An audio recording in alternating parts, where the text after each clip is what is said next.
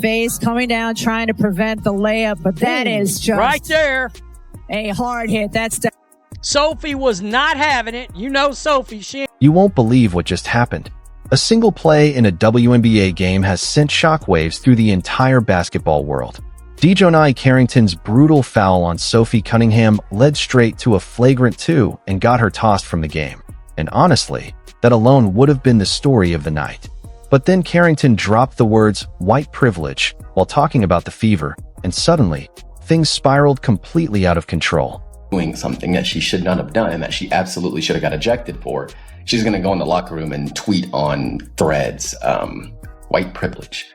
Because you're not embracing the reality of the tense situation that the WNBA, and especially you as the coach of the Indiana Fever, is involved in. There are folks in Indiana at a home game booing you. LeBron James has courtside access to this sport that no other father in America has. He's watched what happens to young women who climb to the top of basketball culture. Publicly, this is about volleyball, about her talent, her own path. I don't believe a man who spent decades inside professional sports missed what basketball did to Dijonai Carrington. He doesn't want his daughter to become Darren Carrington's daughter. He doesn't want Zuri angry. He doesn't want her buried under a... Seth Curry jumped into the mix. Stephen A. Smith came out swinging at Fever coach Stephanie White. Dave Portnoy threw in his 2 cents. Before long, everyone, players, fans, basketball voices from every corner, was picking a side. But here's the real question.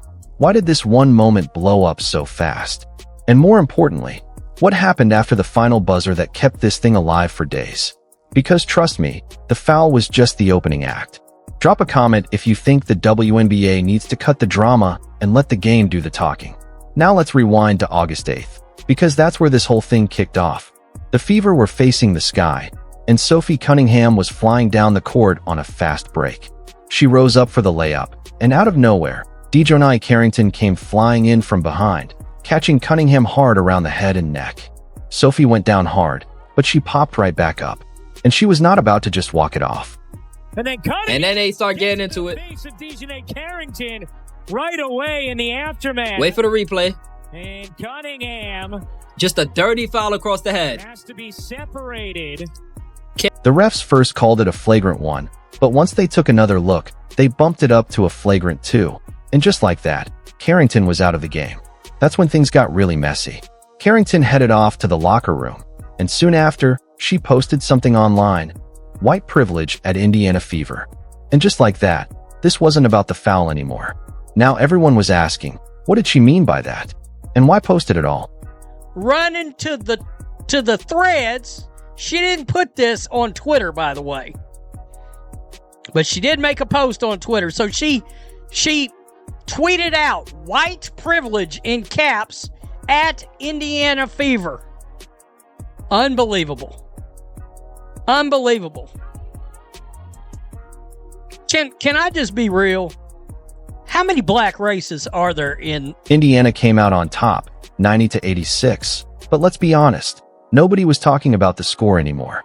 Carrington later tried to clear things up, saying she wasn't claiming the foul call itself was about race. But by then, the damage was done. The post had already pulled the whole thing way past the basketball court. And that's exactly when the big names started stepping in. First up, Seth Curry. He wasn't about to stay quiet. One of the earliest reactions came straight from him, right after he saw Carrington's post. He hopped on Threads and fired off a quick line, posting from the locker room minutes after getting ejected. That's comedy. It wasn't a long rant, just a short jab, but the timing made it land hard.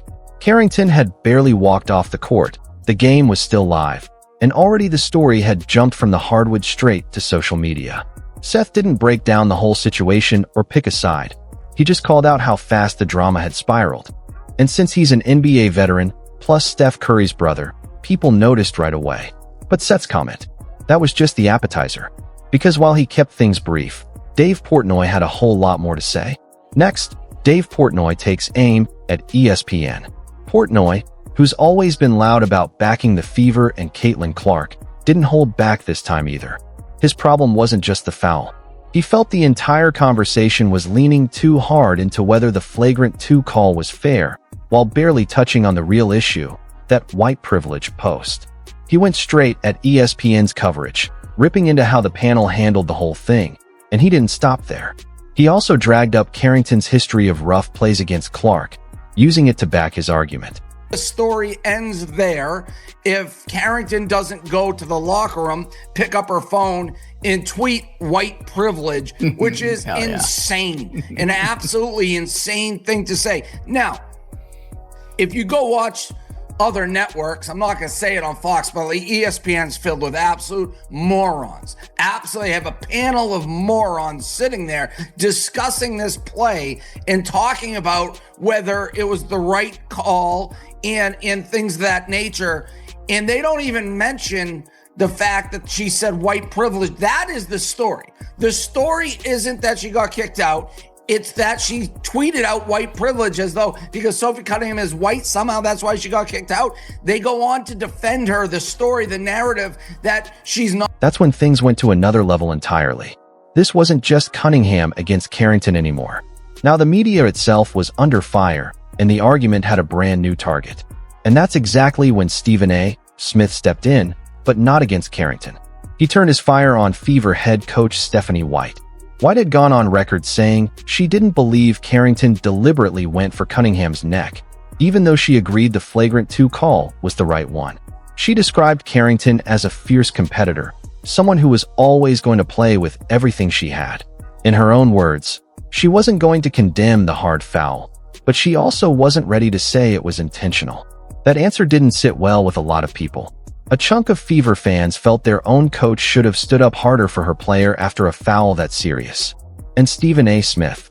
He was right there with them, frustrated that White seemed to be praising Carrington's toughness in the middle of all this. He didn't hold back, basically telling White that being gracious and diplomatic wasn't going to cut it, that she was letting the moment slip right through her fingers instead of confronting it head-on. And the backlash didn't stop with words online. It followed White all the way into Indiana's next home game, where her own crowd turned on her. Fans in the stands actually booed their head coach. Think about that for a second. Not a road crowd, not an opposing arena, her own building. That's how far this thing had traveled from one hard foul just days earlier. But then the story took a turn nobody saw coming, because suddenly, NBA royalty got dragged into it. LeBron James. Fans immediately wanted to know if he'd say something. He's been vocal in support of Caitlin Clark before, so once the controversy touched one of her own teammates, people expected a reaction. But instead of LeBron speaking for himself, it was commentator Jason Whitlock who dropped a claim that turned heads even further. Whitlock suggested that what happened to Carrington, the pressure, the backlash, the way basketball culture chews up young women at the top, is exactly the reason LeBron doesn't want his own daughter following that same path. He argued that a man who spent his whole life inside professional sports has clearly watched what this world does to women like Carrington, and he doesn't want his daughter carrying that same weight. Instead, Whitlock said, LeBron wants a Venus and Serena story for her, a different kind of legacy, built somewhere safer than a league he sees profiting off exactly this kind of chaos. That one claim pulled LeBron, his daughter, and this entire WNBA firestorm into a single conversation. Whether people agreed with Whitlock or not, it added a whole new layer to something that was already burning hot. And wouldn't you know it, another Curry had something to add too. Steph Curry's name got pulled into this whole mess as well, mostly because of how closely tied he is to the women's game and how openly he supported it. Steph himself never came out and directly attacked Carrington. But anyone who follows him knows exactly where he stands on rough, unnecessary physicality. He's never been quiet about that. This time, though, it was his brother Seth who spoke up loud enough for the both of them. Seth's reaction made it clear the Curry family wasn't just going to sit back and watch this play out in silence. So even though Steph didn't need to say a single word himself, his brother had already said plenty to make their stance obvious to everyone watching. And here's the thing. The foul itself lasted maybe 2 seconds. The conversation around it, that stretched on for days, which tells you everything about why this blew up the way it did. Through all of it, though, Sophie Cunningham stayed remarkably calm and direct. She flat out rejected any idea that race had anything to do with the call. She even brought up the fact that she'd been ejected for something similar the previous season, and she felt that call was completely fair too.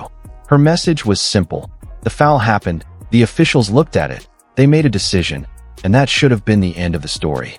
She also pointed out something worth remembering. Playing for the Fever comes with a spotlight most teams don't deal with. Every single one of their games gets watched closely, and any kind of confrontation involving Indiana gets blown up almost instantly. And let's be honest, Cunningham herself is part of the reason for that. She's outspoken, she says what's on her mind, and that makes her exactly the kind of player fans either rally behind hard or argue against just as hard. So when something happens to her, people notice. And this time, they noticed absolutely everything. Now here's where it gets even more interesting. Indiana and Chicago are set to face off again on August 23rd. That means Carrington and Cunningham will be standing on the same court once more. After everything that's gone down, you can bet that game is going to be under a microscope. A routine hard foul could get replayed a dozen times online. A simple stare down could turn into the next viral clip. Any bit of extra contact, and fans everywhere are going to start asking if this thing is still boiling underneath the surface. That's just what happens once a moment gets this much attention. Every little detail afterward gets magnified. The hope, obviously, is that when these two teams step back onto that court, the actual basketball takes center stage again. Because let's not forget, the original game had plenty worth celebrating on its own. Indiana walked away with a 90-86 win. Caitlin Clark put up a huge night with 26 points and 11 assists. Kelsey Mitchell wasn't far behind with 27 points of her own, but barely anyone was talking about any of that afterward. And maybe that right there is the real story here. A few seconds of contact on the court turned into days and days of arguing everywhere else. So now the real question is this: does August 23rd finally close this chapter for good? Or does it just hand the internet another excuse to write part 2? Because when you step back and look at everything that happened, it's honestly wild. One hard foul turned into a flagrant 2.